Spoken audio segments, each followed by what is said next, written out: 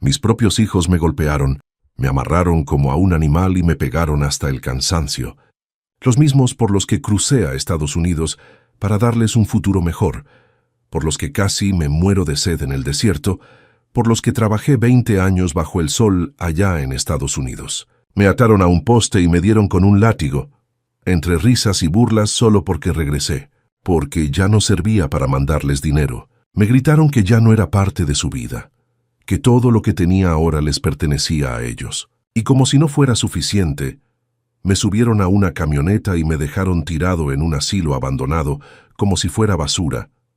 Pero no me rendí. Aunque me dolía el cuerpo y el alma, encontré gente buena que me ayudó. Si quieres saber toda mi historia, quédate hasta el final y dime desde qué ciudad me estás viendo y suscríbete. Todavía recuerdo esa noche como si fuera ayer. El aire estaba frío y olía a tierra mojada porque había llovido en la tarde. Yo estaba en el patio de la casa que construí con mis propias manos, la misma por la que trabajé 20 años bajo el sol en Estados Unidos. Y sin saber cómo, terminé amarrado a un poste, con las manos atrás y la cabeza agachada.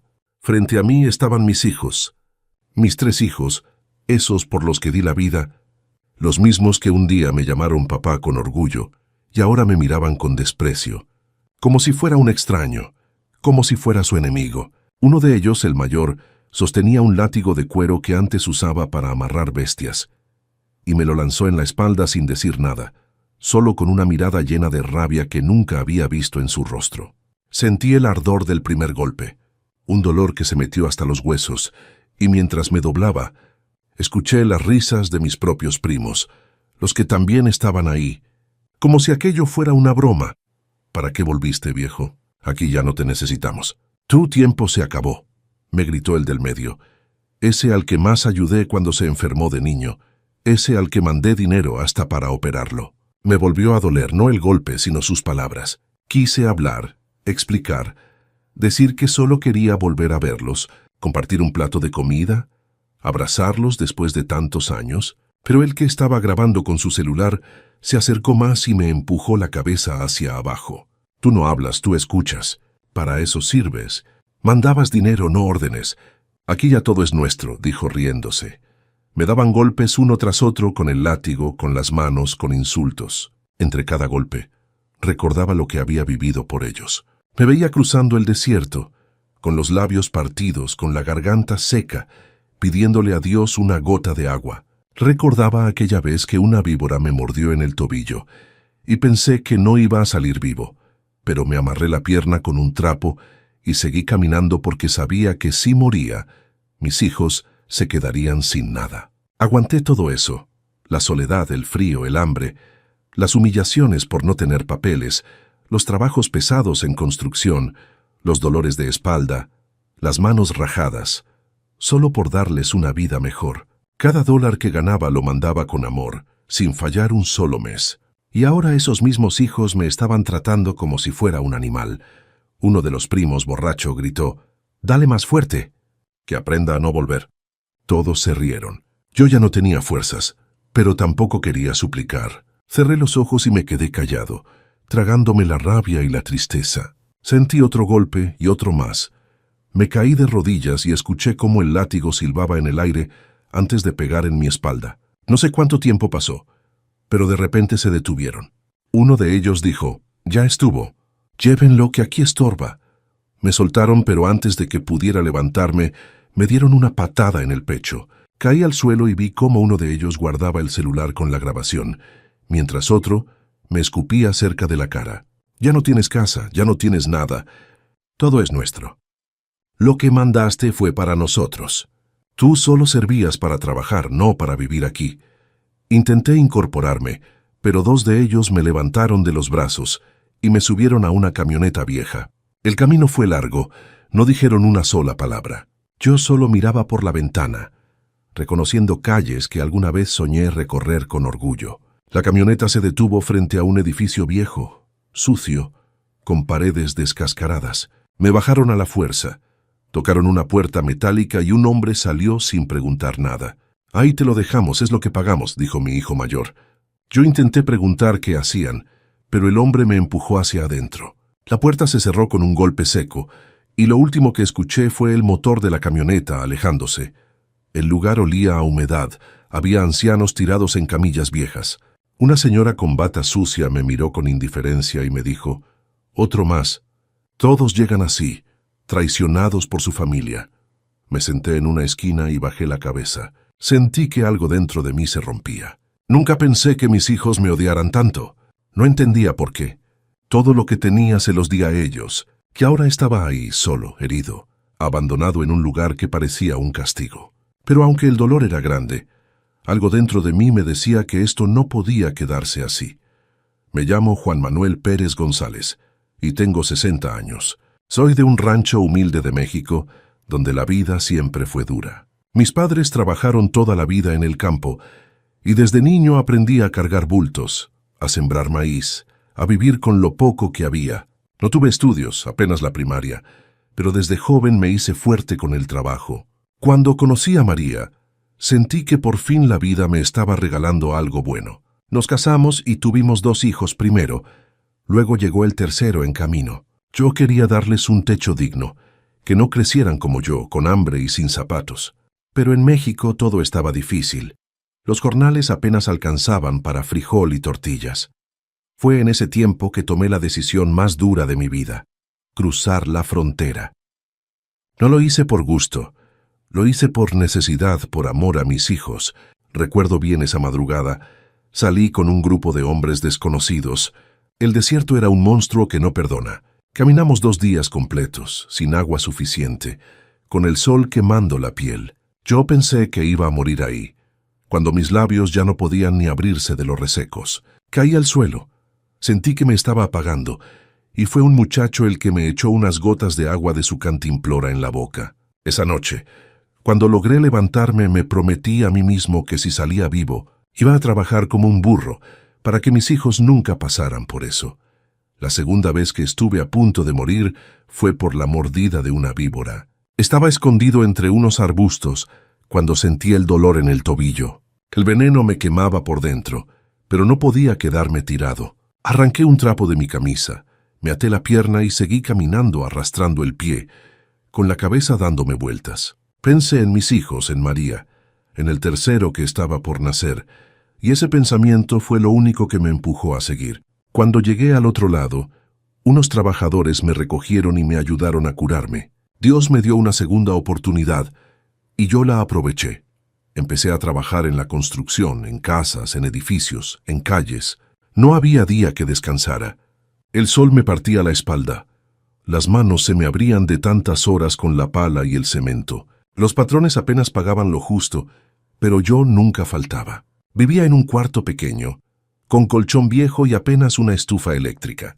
La soledad era dura, más en las fechas especiales. Recuerdo las Navidades.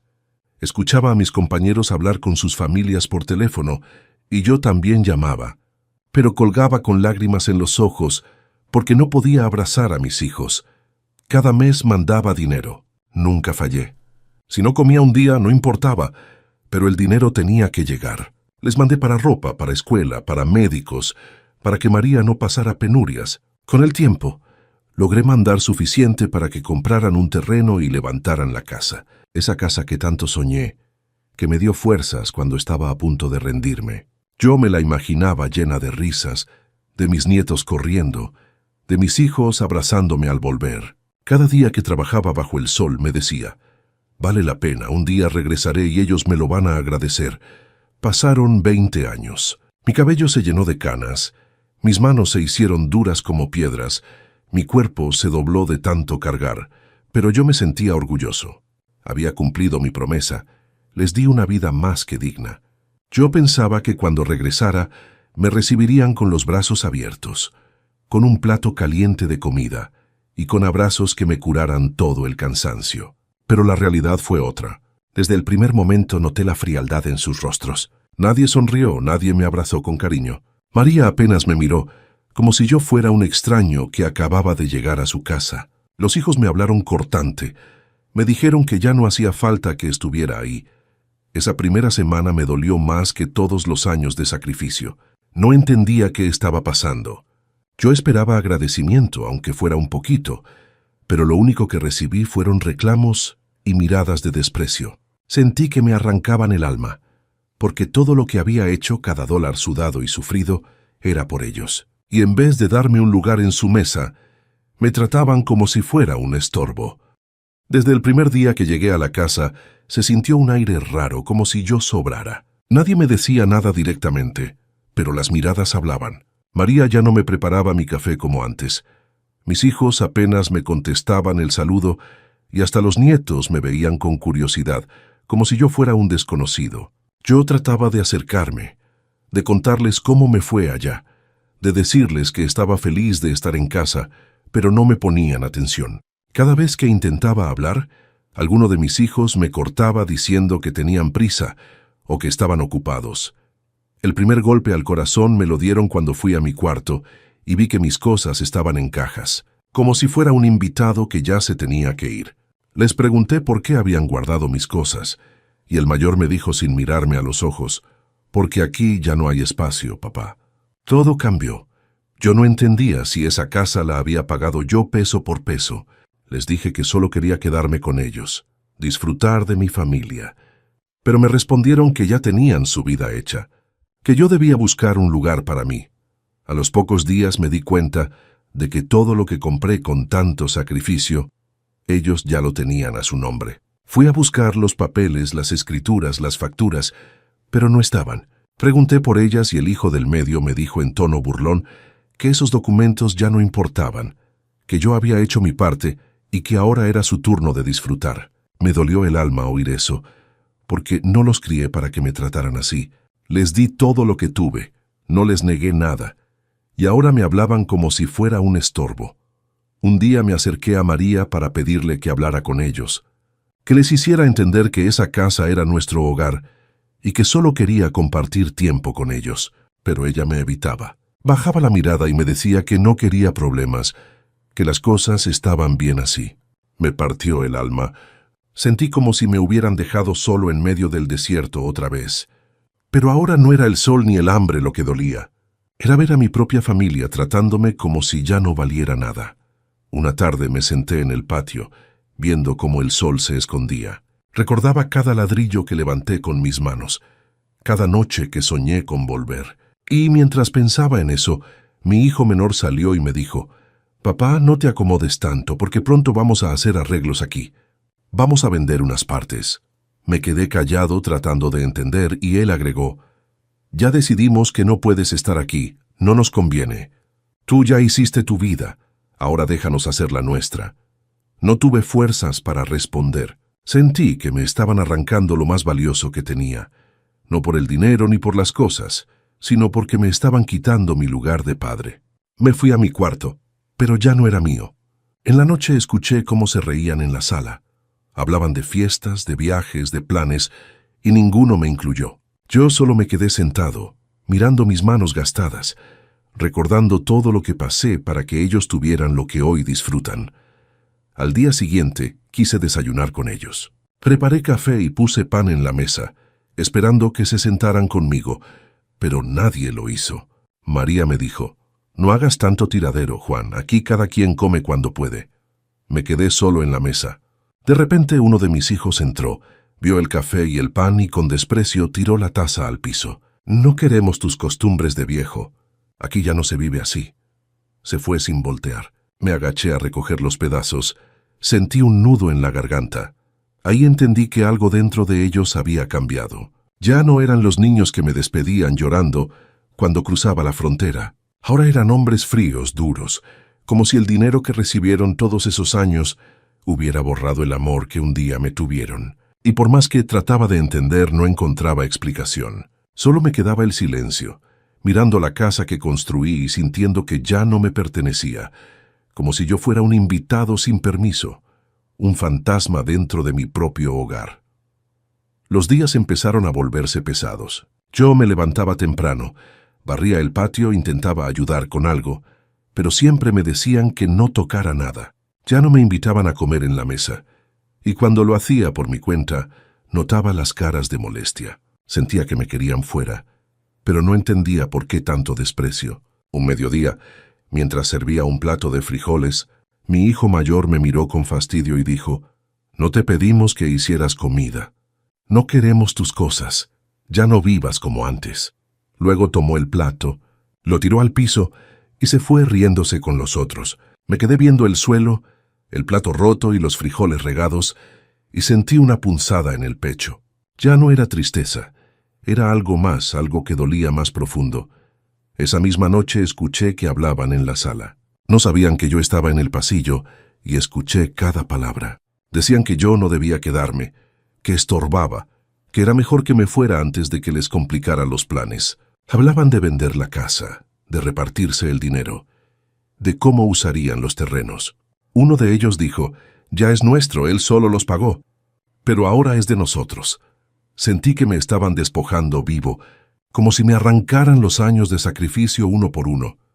Intenté hablar con ellos al día siguiente. Les dije que no quería problemas, que si algo no les gustaba podíamos arreglarlo, que yo solo quería vivir tranquilo los años que me quedaban, cerca de ellos. Pero se rieron en mi cara. El del medio me dijo, ya no estás en condiciones de decidir nada.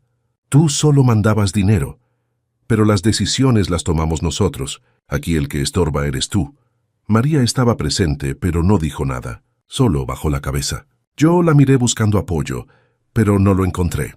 Me dolió su silencio más que las palabras de mis hijos. Sentí que todos se habían puesto de acuerdo para hacerme a un lado, como si mi presencia fuera una molestia. Un día, mientras estaba sentado en la sombra del patio, el hijo menor se acercó y sin razón comenzó a insultarme. Me dijo que había sido un tonto por regresar, que allá debía haberme quedado, que aquí no servía para nada. Le pedí respeto. Le dije que yo era su padre, pero me empujó con fuerza. Casi caí. Lo vi a los ojos y solo encontré odio.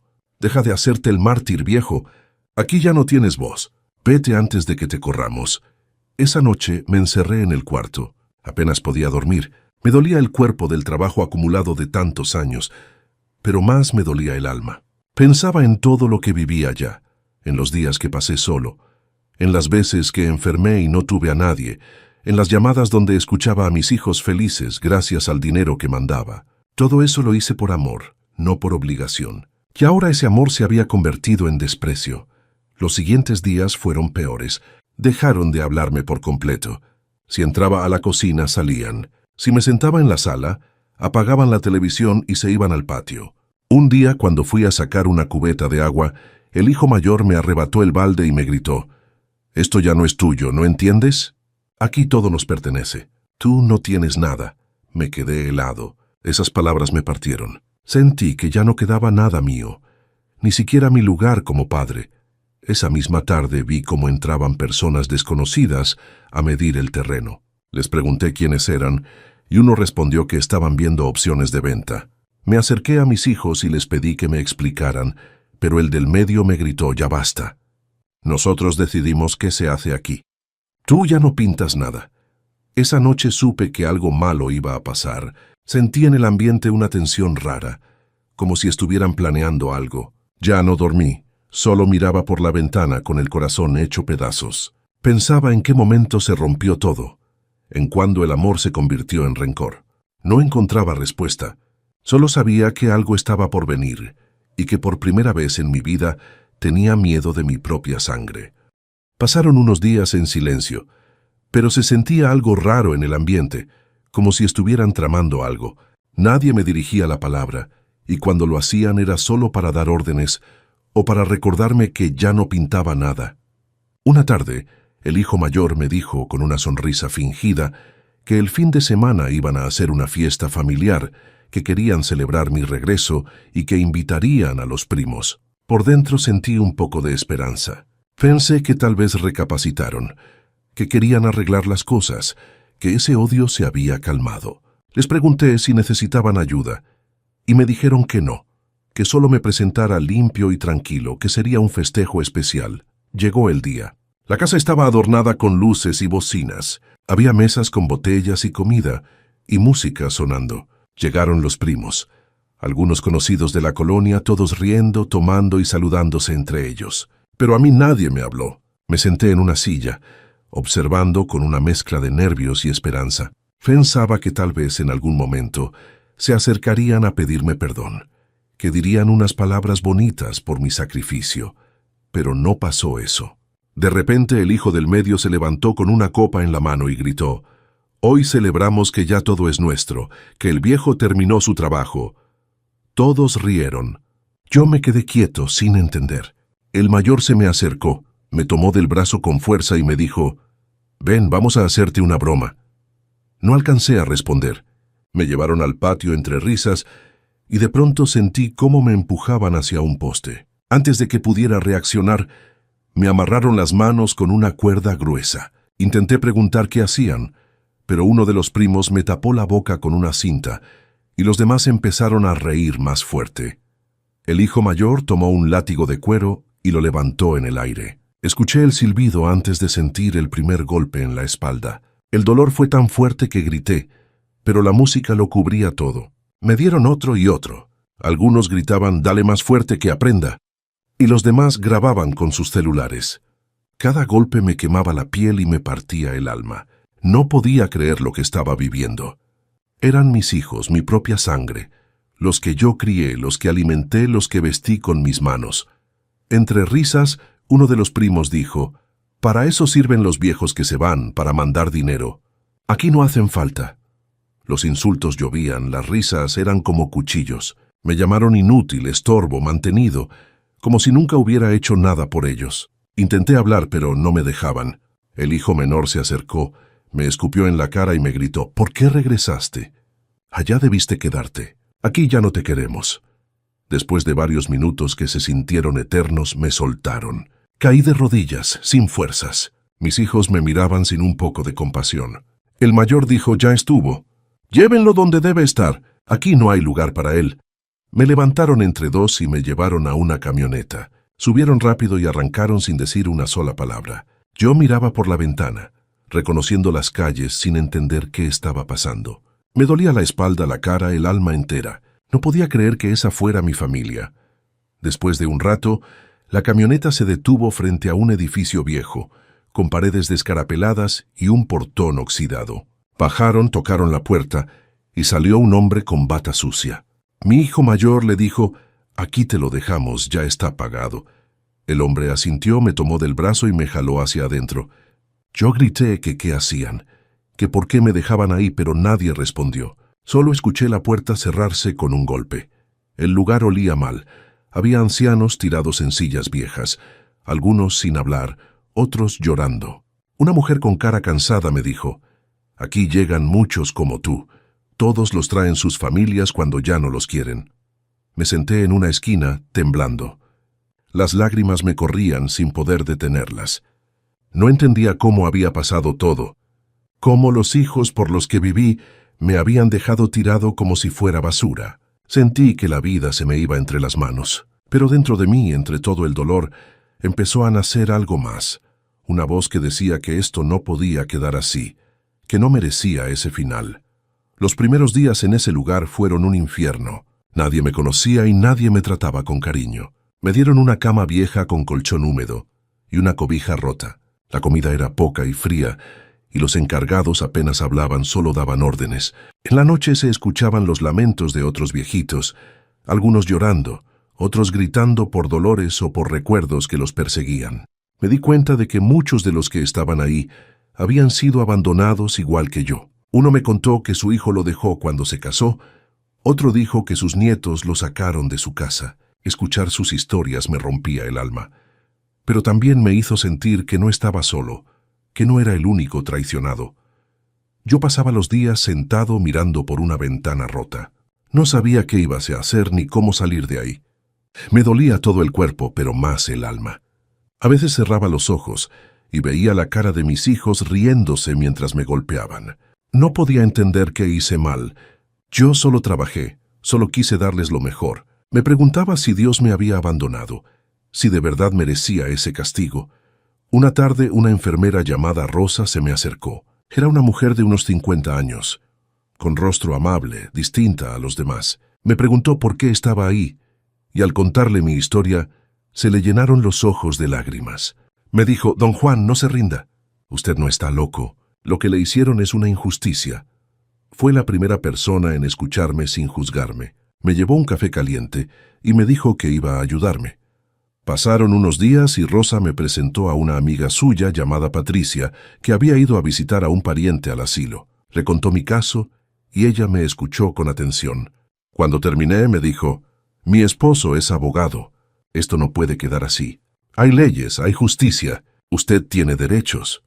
Esas palabras me encendieron algo por dentro. Le pedí que por favor hablara con él, que me ayudara aunque fuera a recuperar mis cosas.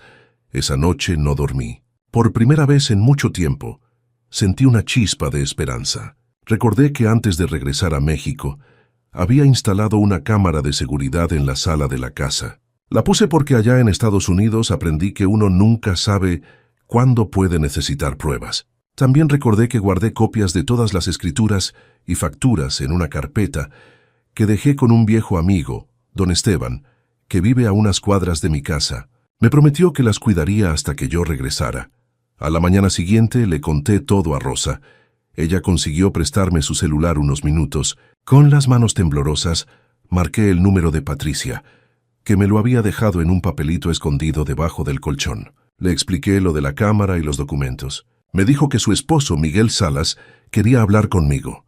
Me pasó el teléfono y escuché una voz firme que me dijo: «Don Juan, si tiene pruebas de todo eso, podemos hacer justicia. Pero necesito que aguante un poco más. Yo me voy a encargar».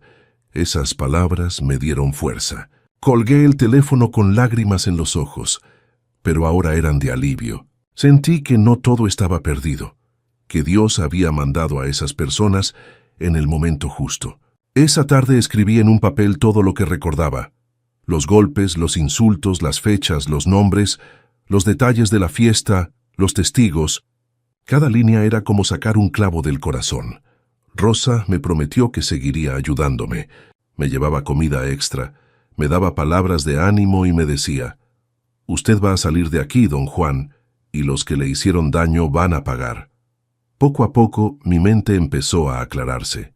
Dejé de sentirme derrotado. Pensé en mis manos, en los años de trabajo, en las veces que estuve a punto de morir y seguí adelante. Si había sobrevivido al desierto, a la víbora y a la soledad, también podía salir de ese lugar y recuperar mi dignidad. Esa noche me arrodillé junto a la cama y recé. Le pedí a Dios que me diera fuerzas, que no me dejara caer. Le prometí que si lograba salir, no buscaría venganza con odio, sino justicia, para que nadie más viviera lo que yo estaba viviendo. Por primera vez desde que llegué al asilo, pude dormir tranquilo, con una luz de esperanza encendida en el corazón. Después de aquella llamada con el abogado, pasaba las noches sin poder dormir, no por tristeza, sino porque mi mente no dejaba de pensar en todo lo que viví por mi familia. Cerraba los ojos y me regresaban las imágenes de los años que pasé en el norte. Recordaba los días en que me levantaba antes de que saliera el sol, con el cuerpo adolorido, pero con el corazón lleno de esperanza. Caminaba al trabajo con frío o con calor, sin importar si llovía o si tenía fiebre, porque sabía que cada hora de esfuerzo significaba comida en la mesa de mis hijos. Veía en mi cabeza los primeros meses cuando dormía en el piso de una bodega junto con otros paisanos. No teníamos colchones, solo cobijas viejas y una lámpara colgando. Comíamos pan duro y frijoles de lata, y nos bañábamos con agua fría porque no había calentador. Recuerdo que una vez, trabajando en una obra, un pedazo de varilla cayó de lo alto y me golpeó el hombro. Sentí un dolor que me hizo ver estrellas, pero no podía parar. Me amarré el brazo con un trapo y seguí cargando bultos, porque si faltaba un día me descontaban y el dinero debía llegar a casa sin falta. Cada fin de mes iba a la tienda a mandar los dólares por remesa. A veces me quedaba con 10 o 20 para sobrevivir, pero mandaba todo lo demás. Me imaginaba a mis hijos recibiendo los paquetes, estrenando ropa, estudiando, comiendo bien. Eso me daba fuerzas. Recuerdo una Navidad. Estaba solo en el cuarto con una lata de atún y una vela encendida. Afuera se escuchaban fuegos artificiales y yo lloré viendo una foto de mis hijos pegada en la pared. Me prometí que algún día volvería a abrazarlos, que todo el sacrificio valdría la pena. También me vinieron a la mente las veces que estuve enfermo y no tuve quien me cuidara. Una vez me dio fiebre por trabajar bajo la lluvia. Me envolví con una cobija y me quedé dormido en el suelo, temblando toda la noche. Pero al día siguiente me levanté y fui a la obra, porque allá nadie te espera. Si no trabajas, no comes. Fueron años de lucha, de callar humillaciones, de aguantar jefes que gritaban y compañeros que caían desmayados del cansancio.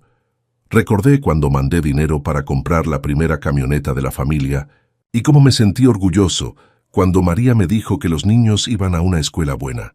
Yo pensaba que estaban agradecidos, que cuando volviera me recibirían con alegría, que me abrazarían fuerte y me dirían que valió la pena. Pero ahora todo ese esfuerzo parecía haber sido en vano.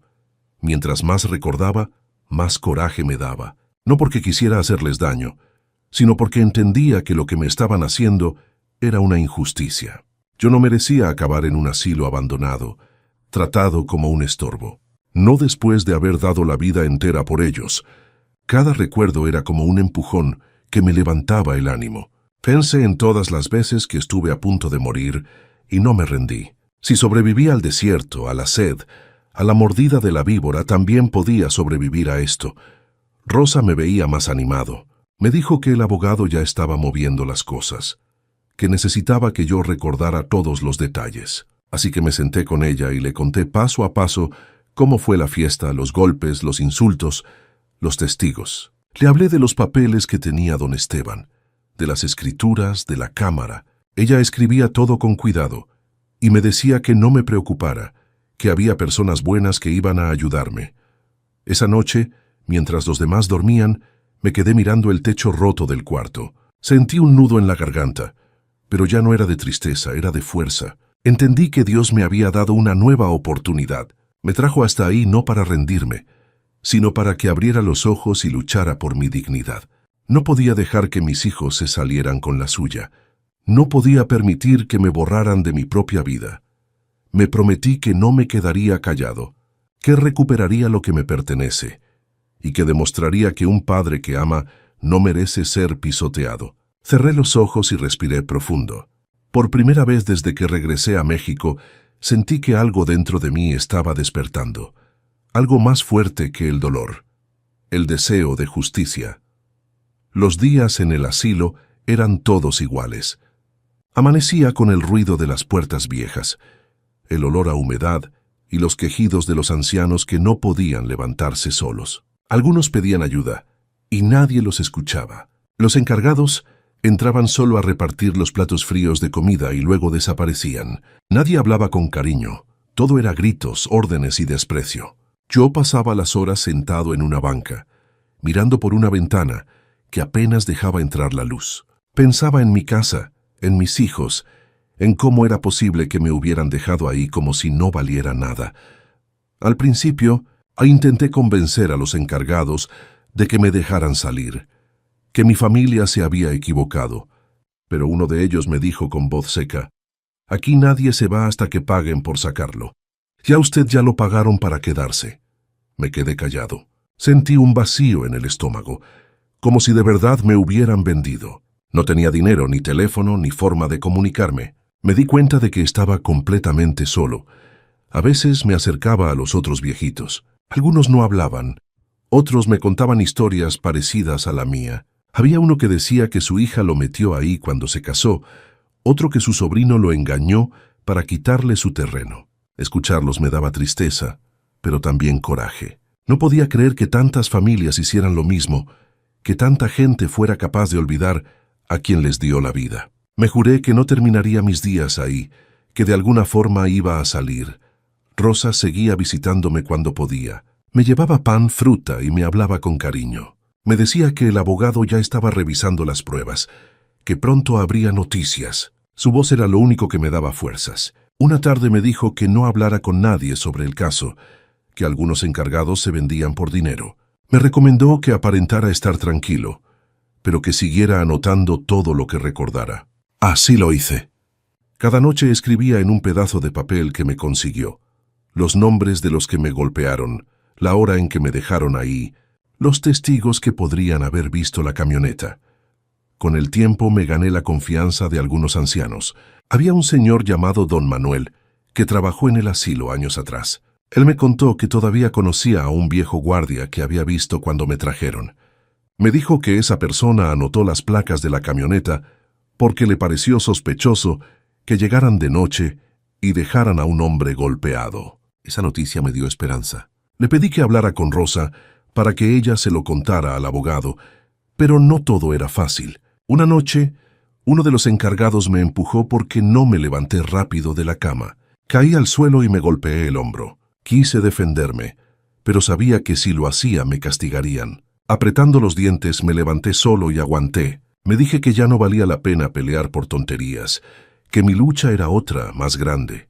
Los días pasaban lentos, pero mi mente ya no estaba vencida. Recordaba cada palabra del abogado, cada promesa de Rosa. Sabía que afuera se estaban moviendo las cosas. Yo solo debía resistir. Empecé a ayudar a otros ancianos que no podían caminar. Los levantaba, los sentaba, los escuchaba. Me di cuenta de que, aunque me habían quitado casi todo, aún tenía algo que nadie podía arrebatarme: mi corazón. Una tarde, Rosa llegó más sonriente que nunca. Me dijo en voz baja que el abogado ya tenía los videos de la cámara de seguridad y que había pruebas suficientes para llevar el caso a juicio. Me quedé sin palabras. Sentí un nudo en la garganta y las lágrimas me corrieron sin poder detenerlas. No eran de tristeza, eran de alivio. Por fin iba a poder levantar la cabeza. Esa noche recé con más fuerza que nunca. Le di gracias a Dios por no abandonarme, por poner a Rosa, a Patricia y a Miguel en mi camino. Le pedí paciencia, le pedí valor. Sabía que el camino no iba a ser fácil, pero dentro de mí ya no había miedo, solo determinación. Miré mis manos gastadas, las mismas que construyeron mi casa, y me dije que ahora las usaría para recuperar mi vida. No iba a morir olvidado en ese lugar. Todavía tenía algo que hacer, y estaba dispuesto a todo. Con el paso de los días, empecé a entender mejor cómo funcionaba aquel lugar. Ya no me desesperaba tanto, porque sabía que mi salida no dependía solo de mí, sino del plan que se estaba formando afuera. Mientras tanto, tenía que mantener la calma y cuidar mi mente. Rosa me lo repetía siempre: no se deje vencer, don Juan. Usted aguante, que pronto todo va a cambiar. Esas palabras me daban fuerza. Comencé a hablar más con los demás ancianos. Muchos estaban cansados, sin ganas de vivir, pero cuando escuchaban mi historia se quedaban callados, como si no creyeran que unos hijos pudieran hacer algo así. Uno me dijo: tú al menos tienes pruebas. Yo ni eso tengo. Sus palabras me hicieron pensar que no solo estaba luchando por mí, sino también por todos los que habían sido abandonados injustamente. Me levantaba temprano, ayudaba a los que no podían caminar, les llevaba su plato, los acomodaba en la sombra. Eso me mantenía ocupado y me hacía sentir útil. A veces los cuidadores se molestaban, pero yo ya no les hacía caso. Sabía que lo mío era temporal. En mi mente solo repetía que pronto saldría de ahí con la frente en alto. Cada día repasaba los detalles que podría usar el abogado, las caras de mis hijos, las frases que dijeron, los testigos, los golpes, las amenazas. No quería olvidar nada. Rosa me llevaba papel y pluma, y yo anotaba todo como si fuera un diario. También recordé que el vecino, don Rogelio, había visto muchas cosas. Él fue quien me ayudó a guardar herramientas antes de irme al norte. Estaba seguro de que, si el abogado lo buscaba, hablaría. Rosa me contó que Miguel, el abogado, ya había recuperado los videos y había hablado con don Esteban, mi amigo, quien aún tenía las copias de las escrituras. Todo eso me dio ánimo. Sentí que poco a poco las piezas se estaban juntando. No sabía cuándo, pero estaba seguro de que el día llegaría. Una mañana, mientras limpiaba el patio, se me acercó un señor que yo no conocía bien. Me dijo que había trabajado como vigilante en ese asilo hace años y que todavía recordaba cuando me trajeron. Contó que aquella noche le pareció raro que llegaran en camioneta, que me bajaran golpeado y que se fueran rápido sin firmar nada.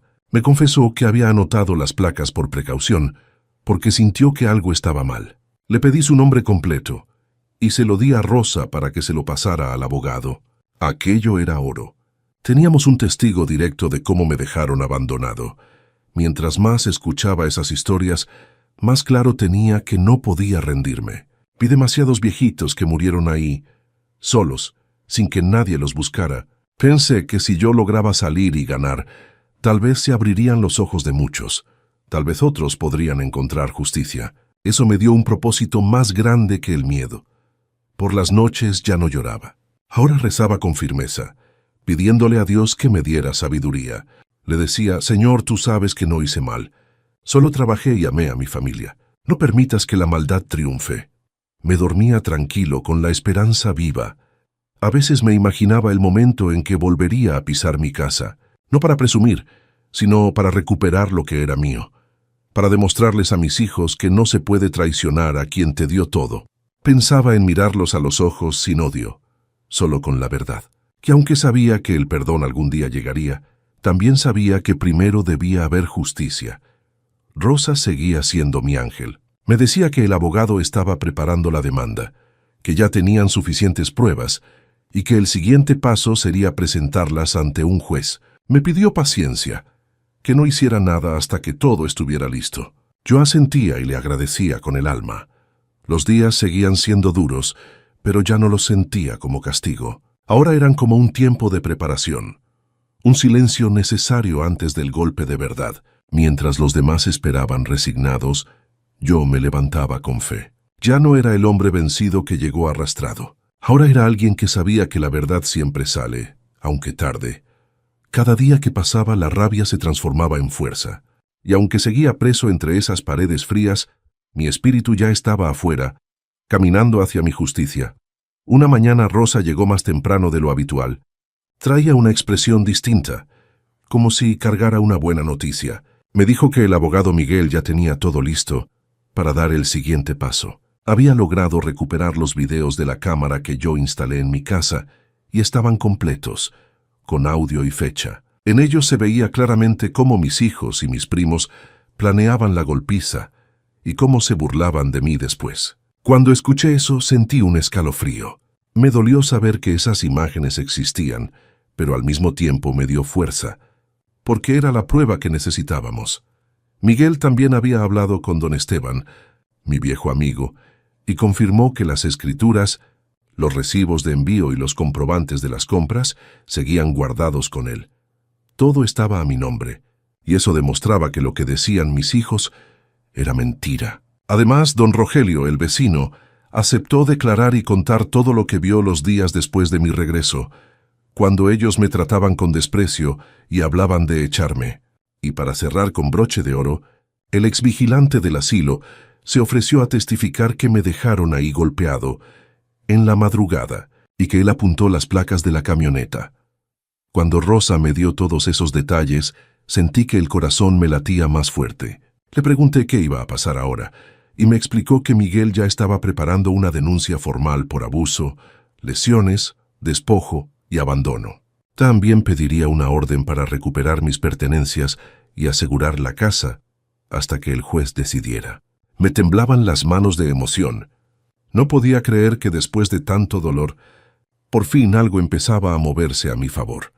Rosa me pidió que me mantuviera tranquilo, que no hablara con nadie dentro del asilo sobre el caso, porque había gente que vendía información por unos pesos. Me prometió que ella seguiría siendo mi enlace y que, cuando fuera el momento, Miguel vendría a hablar conmigo en persona.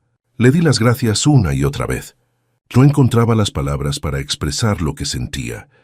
Esa tarde me senté en la banca de siempre, pero esta vez el sol se sentía diferente. Ya no me dolía tanto verlo ponerse, porque sabía que afuera había personas luchando por mí. Mientras los demás ancianos suspiraban resignados, yo respiraba profundo y me decía que pronto volvería a ser libre. Los días siguientes fueron de preparación. Rosa me llevó nuevos papeles para firmar, donde autorizaba al abogado a representarme. También me pidió que describiera con detalle cada golpe, cada insulto y cada palabra que escuché aquella noche. Escribí todo con calma, sin odio, solo con la verdad. Cada línea era un pedazo de mi historia que se iba acomodando como piezas de un rompecabezas. A veces me visitaba Patricia, la esposa del abogado. Me hablaba con respeto y me decía que había personas que pasaban por injusticias terribles, pero que la justicia siempre llegaba cuando uno no se rendía. Esas charlas me daban consuelo. Me contaba que Miguel era un hombre justo, que había ayudado a otros viejitos en casos parecidos y que nunca dejaba a nadie atrás. Saber eso me tranquilizaba, porque sentía que estaba en buenas manos. Una noche, mientras los demás dormían, me levanté despacio y caminé por el pasillo oscuro. Miré las camas, los rostros cansados, las lágrimas de algunos que hablaban dormidos. Me prometí que si salía de ahí regresaría algún día para ayudarlos, porque nadie merecía morir olvidado. A la mañana siguiente, Rosa llegó con otra sonrisa. Me dijo que Miguel ya había presentado los primeros documentos ante el juzgado y que el juez había aceptado revisar el caso. Pronto habría una audiencia para mostrar las pruebas. Le pregunté si debía ir, pero me dijo que por ahora no, que todo se haría paso a paso, que primero se asegurarían de que yo estuviera protegido. Esa noche dormí con paz. Cerré los ojos y recordé mi vida completa, desde el rancho donde nací hasta el desierto que crucé. Entendí que todo lo vivido me había preparado para este momento. Dios me había puesto pruebas duras, pero también me había dado la fuerza para superarlas. Ahora solo me quedaba esperar con paciencia, confiando en que la verdad saldría a la luz. Pasaron unos días tranquilos, hasta que una mañana el ambiente en el asilo cambió. Vi llegar una camioneta al portón y sentí un presentimiento. No tardaron en aparecer mis dos hijos mayores, con caras duras, miradas frías, como si vinieran a cobrar una deuda. Entraron sin saludar. Fueron directo hacia mí. Los encargados ni siquiera intentaron detenerlos. Se pararon frente a mi banca, y el mayor me habló con voz llena de enojo. «¿Qué andas haciendo, viejo? Ya nos enteramos de tus tonterías. ¿Quién te llenó la cabeza? ¿Quién te dijo que podías denunciarnos?» Me quedé callado unos segundos. Los miré a los ojos. Ya no bajé la cabeza como antes. Les dije con calma, «No son tonterías, solo estoy defendiendo lo que es mío. Ustedes me quitaron todo, pero no van a quitarme mi dignidad». El del medio se burló. «¿Dignidad?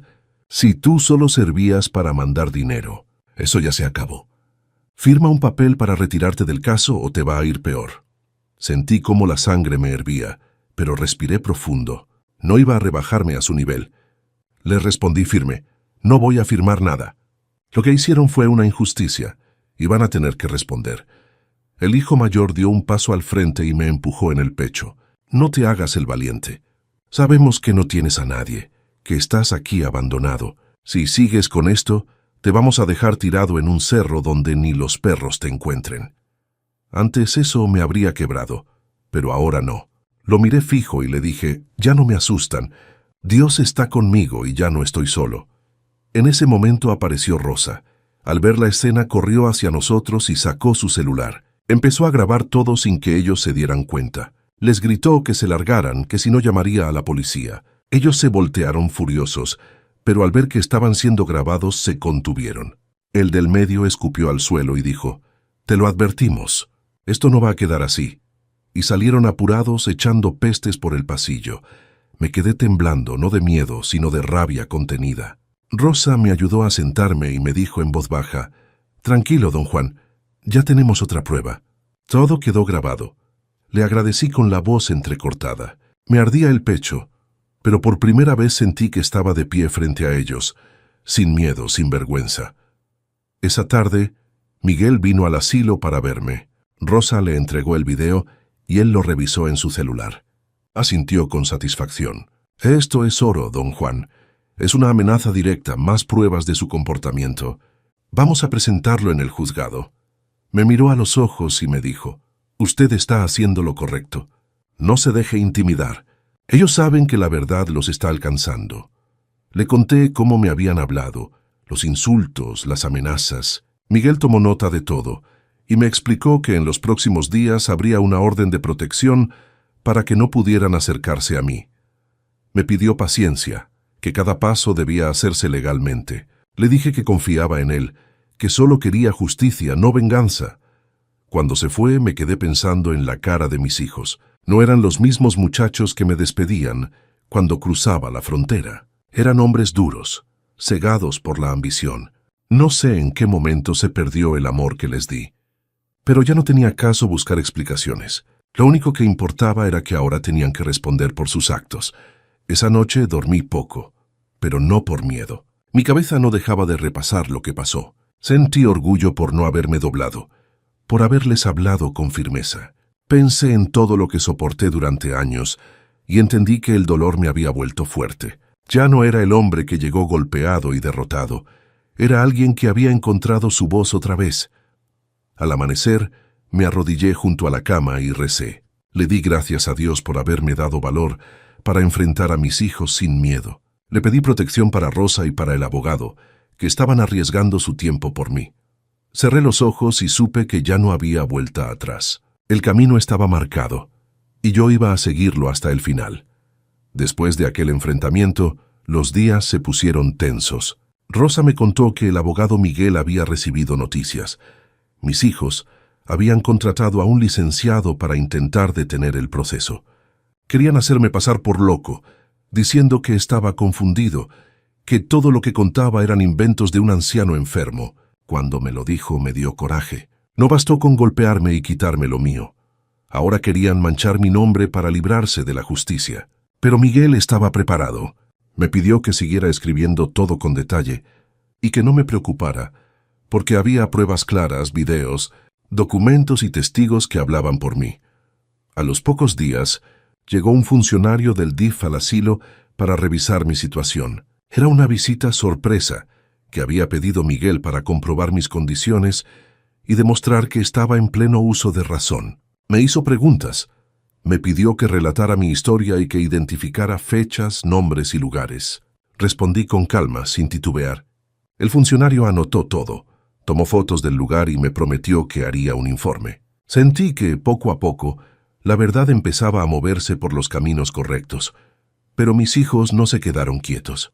Intentaron convencer a María para que declarara en su favor. Fueron a verla y le dijeron que si hablaba en mi contra, podrían quedarse con todo sin problemas. Le ofrecieron dinero y le juraron que así todo se resolvería rápido. Rosa me contó que uno de los vecinos los escuchó discutir afuera de la casa. María lloraba, se veía confundida, pero al final terminó cediendo. A los pocos días, firmó una declaración diciendo que yo tenía problemas mentales desde hacía tiempo.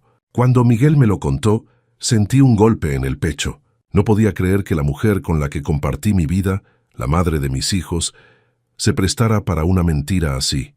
Miguel me pidió calma. Me dijo que eso no cambiaría nada, que las pruebas eran más fuertes que las palabras. Los videos mostraban la verdad sin dejar dudas. Además, había testigos que vieron cómo me golpearon, cómo me dejaron abandonado, cómo me amenazaron. Esa misma semana, el abogado logró que se aceptara el video de Rosa, donde mis hijos me enfrentaron en el asilo y me amenazaron de nuevo. Eso tumbó gran parte de su versión, pero ellos siguieron intentando. Miguel recibió informes de que ofrecieron dinero a un empleado del juzgado para retrasar el expediente. El hombre fingió aceptar, pero grabó la conversación y la entregó como prueba de intento de soborno. Aquello fue un error grave de su parte. Ahora no solo enfrentaban cargos por abuso y despojo, sino también por corrupción.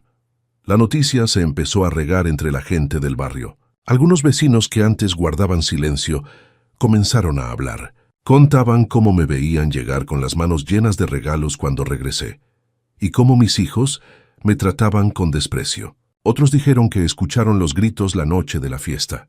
Poco a poco, las voces se unían y todos apuntaban hacia ellos. Miguel me dijo que estaba preparando la audiencia principal. Me explicó que el juez ya había revisado las pruebas y que lo más probable era que dictara una medida de protección para mí. Con eso, mis hijos no podrían acercarse ni molestarme más. Yo escuchaba atento, con el corazón latiendo fuerte. Por fin la justicia se estaba moviendo. A pesar de eso, había noches en las que me costaba dormir. No por miedo, sino por tristeza. Pensaba en María, en lo que la llevó a mentir. Quizás la manipularon, o tal vez el dinero la cegó. No lo sabía, pero igual me dolía. No era odio lo que sentía, era decepción. Recordaba los días en que juntos soñábamos con una vida mejor, y ahora todo estaba roto. Rosa siempre me recordaba que debía mantener la fe. Me decía que Dios veía todo, que tarde o temprano la verdad se imponía. Sus palabras me daban consuelo. Empecé a entender que no debía dejarme vencer por la amargura. Lo mío no era venganza, era justicia. Ya no quería verlos sufrir. Solo quería recuperar lo que era mío y limpiar mi nombre. El abogado me prometió que pronto tendríamos fecha para presentarnos ante el juez. Faltaba poco, y aunque sabía que el camino todavía tenía piedras, yo ya no tenía miedo. Lo peor había pasado. Ahora era cuestión de tiempo para que el mundo supiera la verdad. El día que todo salió a la luz, fue como si el cielo se abriera después de una larga tormenta. Miguel me avisó temprano que el juez había aceptado todos los videos como prueba y que un reportero local había tenido acceso a parte del caso. No lo buscó él. Fue la misma gente del juzgado la que filtró la historia al enterarse de lo que mis hijos me habían hecho. En cuestión de horas, la noticia empezó a correr por las redes. El titular decía: padre es golpeado y abandonado en un asilo por sus propios hijos después de mantenerlos 20 años desde Estados Unidos. Rosa me lo contó en cuanto llegó. Traía el periódico en la mano y lágrimas en los ojos. Me mostró las fotos de la nota, donde aparecía mi historia resumida, sin nombres completos, pero con todos los detalles: los videos, los golpes, los insultos, el abandono. Sentí un nudo en la garganta. No era orgullo lo que sentía, era una mezcla de alivio y tristeza. Por fin el mundo sabía lo que me hicieron, pero me dolía que fuera así, tan expuesto. Las llamadas empezaron a llegar al juzgado, la gente pedía justicia. Vecinos del barrio comenzaron a hablar ante las cámaras. Don Rogelio salió en una entrevista y contó cómo me vio llegar con regalos y cómo mis hijos me despreciaban. Otros confirmaron que escucharon gritos y risas la noche de la fiesta. Poco a poco, todo lo que callé por vergüenza se volvió voz de todos. Ya no era un secreto. Mis hijos no tardaron en sentir el peso de la vergüenza. La gente los señalaba en la calle. En sus trabajos los empezaron a mirar con desprecio. Algunos compañeros los enfrentaron y les dijeron que eran una vergüenza. Uno de ellos fue despedido.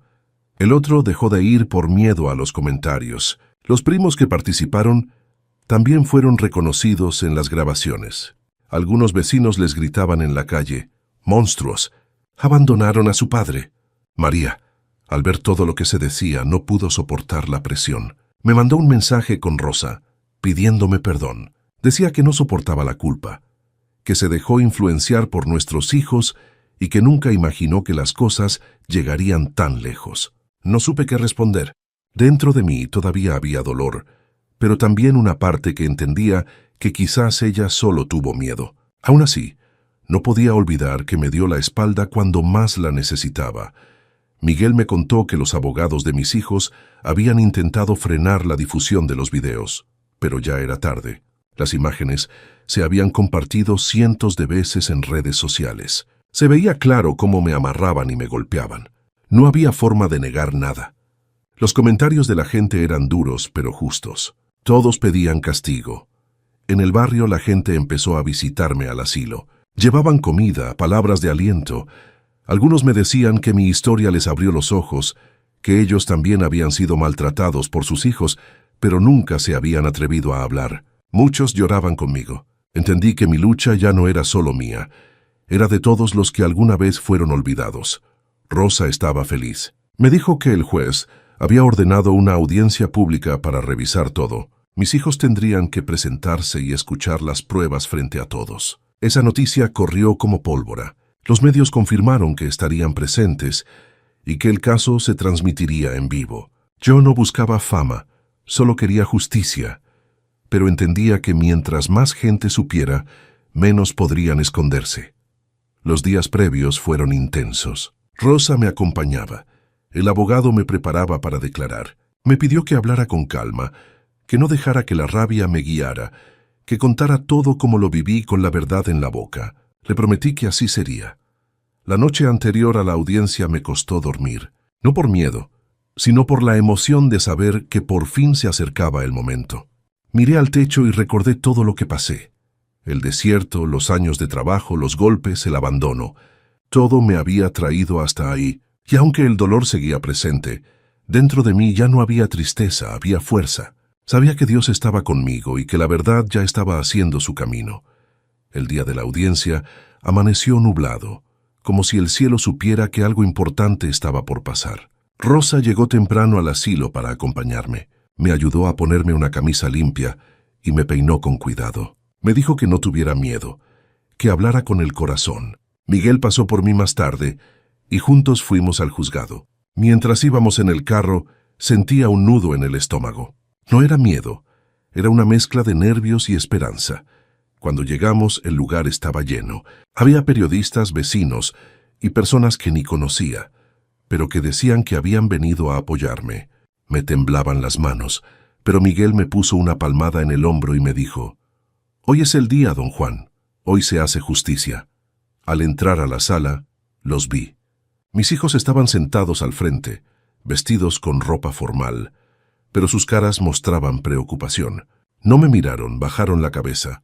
María estaba al lado de ellos, con los ojos rojos, como si hubiera pasado la noche llorando. También estaban los primos nerviosos, hablando entre ellos en voz baja.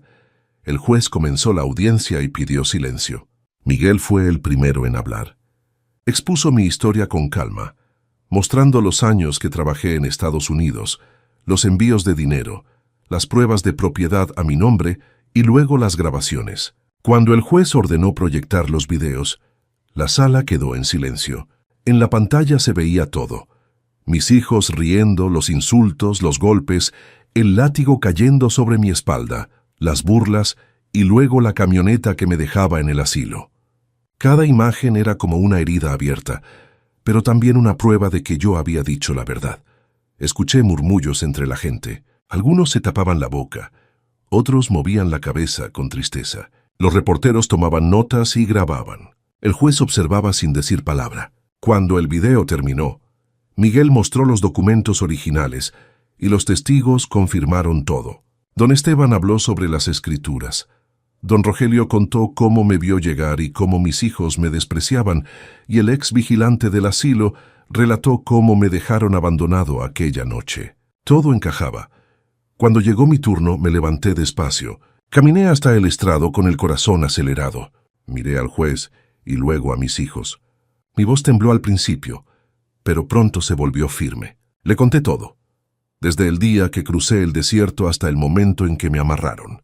Le hablé del sacrificio, de los años de trabajo, de las lágrimas en Navidad, de los sueños que tuve para mis hijos. No hablé con rencor, hablé con verdad. Dije que no buscaba venganza, que solo quería recuperar mi nombre y lo que me pertenecía, que un padre que ama no merece ser tratado como basura. Cuando terminé, el juez guardó silencio por unos segundos. Luego miró a mis hijos y les preguntó si tenían algo que decir. El mayor se levantó con la cara roja de coraje, pero al hablar su voz se quebró. Dijo que solo querían vivir mejor, que pensaban que yo ya no volvería, que se dejaron llevar por el enojo. El del medio trató de justificar lo injustificable, diciendo que el dinero los hizo creer que todo era suyo, pero sus palabras no conmovieron a nadie. La gente los miraba con repulsión. María rompió en llanto. Se levantó y le pidió al juez permiso para hablar. Entre sollozos confesó que había mentido, que la presión y el miedo la hicieron firmar. Dijo que yo siempre fui un buen esposo y un buen padre, que nunca me faltó corazón. Todos escuchaban en silencio. El juez ordenó un receso. Cuando regresó, leyó su resolución. Declaró culpables a mis hijos y a los primos de abuso, despojo y abandono. Dictó prisión preventiva y embargo de los bienes que se habían puesto a su nombre. También ordenó que la casa y las propiedades volvieran legalmente a mí. La sala estalló en murmullos. Mis hijos bajaron la cabeza. Algunos lloraban, otros solo apretaban los dientes. Yo me quedé quieto. No sentí alegría, solo una paz profunda. Sabía que Dios había hecho su parte. Todo lo que callé durante años por fin había sido escuchado. Ya no era un viejo abandonado. Era un hombre que había recuperado su voz y su dignidad. Después de la audiencia todo cambió. La noticia se hizo viral. En los noticieros y redes sociales se hablaba del caso del padre, que fue traicionado por sus propios hijos. La gente opinaba, unos con rabia, otros con tristeza, pero todos coincidían en lo mismo. Lo que me hicieron no tenía perdón. Los vecinos del barrio dejaron de saludar a mis hijos. Nadie quería tener trato con ellos.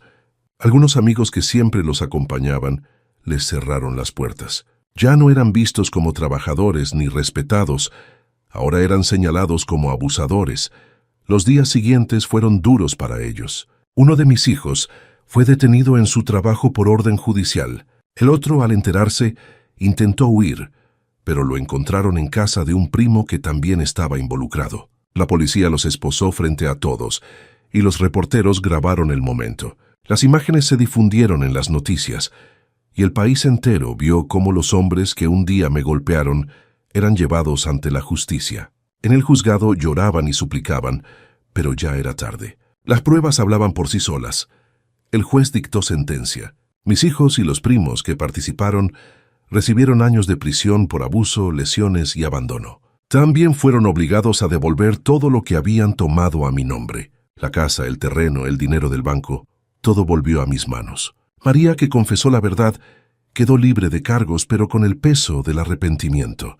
Me buscó para pedirme perdón en persona. Cuando la vi, mis ojos se llenaron de lágrimas. No la odiaba, solo me dolía verla destruida. La abracé y le dije que la perdonaba, pero que el tiempo diría si las heridas podían sanar.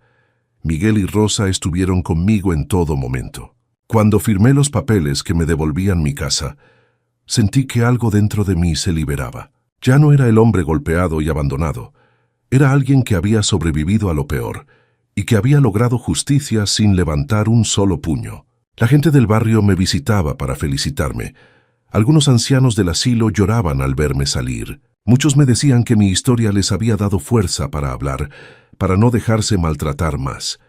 Volví a mi casa. Al abrir la puerta, respiré hondo. Las paredes todavía guardaban el eco de los gritos y las risas crueles, pero ahora todo estaba en silencio. Caminé despacio por cada rincón. Toqué las paredes, miré las fotos viejas. No sentí rencor, sentí paz. Entendí que la justicia no siempre llega rápido, pero cuando lo hace, limpia el alma. Con el tiempo, la gente comenzó a buscarme para contarme sus historias. Algunos medios querían entrevistarme, pero yo no quise cámaras ni fama. Solo quería vivir en paz, trabajar en mi jardín, caminar por la plaza, tomarme un café tranquilo. Lo que más deseaba era volver a dormir sin miedo. Y esa noche, por primera vez en muchos años, dormí profundamente. De mis hijos no supe más en un tiempo. Supe que en la cárcel no lo pasaban bien. Algunos reclusos los despreciaban por lo que hicieron. Dicen que uno de ellos pidió hablar conmigo, que quería disculparse. No sé si algún día lo haré, no por odio, sino porque hay heridas que tardan en cerrar. Pero dentro de mí no guardo rencor, solo compasión. Espero que aprendan, que entiendan el daño que causaron y que un día encuentren perdón en Dios. Rosa y Miguel siguieron visitándome. Se convirtieron en mi nueva familia. Ella me llevó al asilo para despedirme de los viejitos. Les llevé pan, fruta y cobijas nuevas. Cuando me vieron, algunos lloraron. Les dije que nunca olvidaran quiénes son, que nadie merece ser tratado como un estorbo. Ahora vivo con calma. Cada mañana me levanto, miro el cielo y doy gracias. No tengo mucho, pero tengo lo más importante, mi dignidad. Ya no cargo con miedo ni tristeza. Lo que me hicieron fue cruel, pero no logró destruirme. Al contrario, me hizo más fuerte.